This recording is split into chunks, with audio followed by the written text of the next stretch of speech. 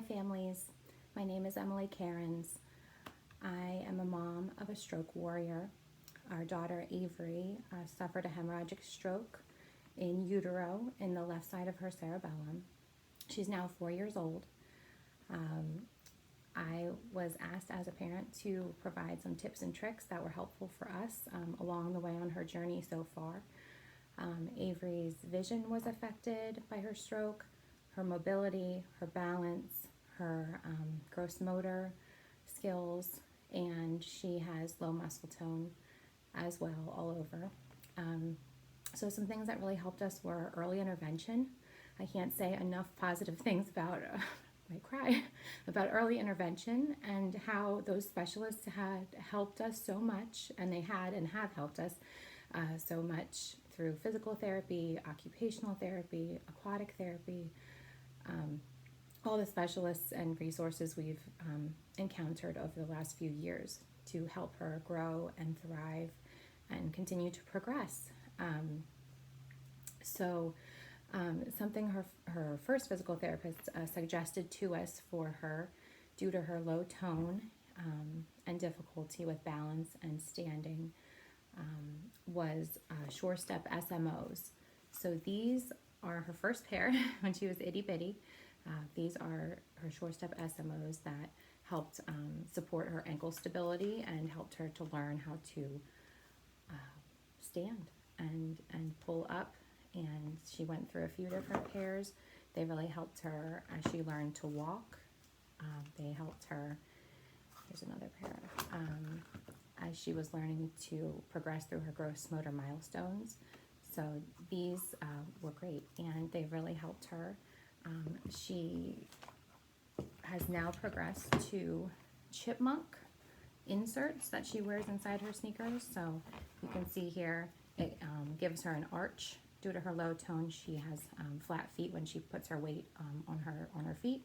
It cups her heel. It gives her that arch that her foot naturally doesn't do due to her low muscle tone.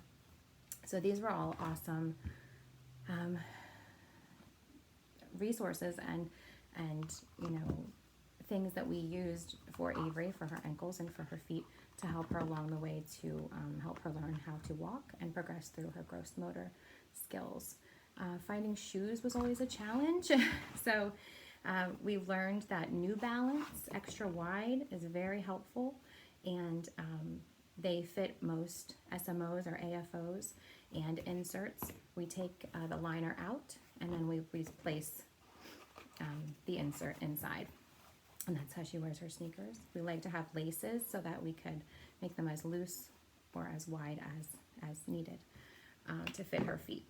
We liked the New Balance extra wide, but we also, when she was younger, used billies, so you could unzip all the way around and place her foot with her SMO right inside, and it seemed to work a lot better at that time on our journey. So I hope these few tips were helpful as far as looking at orthotics and things that might help your child if they are needing some more support in footwear and orthotics. Another piece of our journey was Avery's vision. So Avery had strabismus and she had amblyopia. So she wasn't seeing out of one of her eyes, and it was completely crossed when she was a baby. So her ophthalmologist suggested we use OrthoPad eye patches.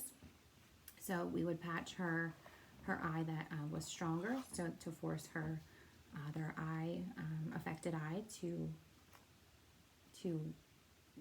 see and to work those muscles and to improve the connection between her brain and her eye.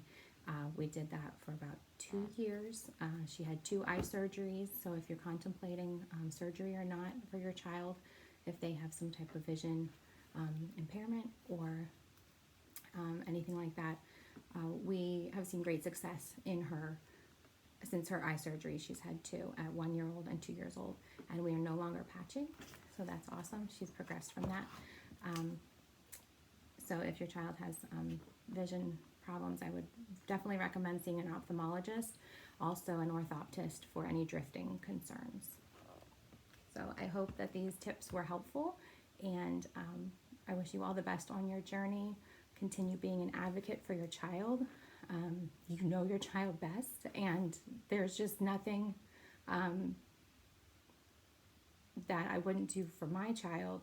So I just hope that on your journey, you get the support that you need, and feel that you speak up for your child until they are able to speak up for themselves.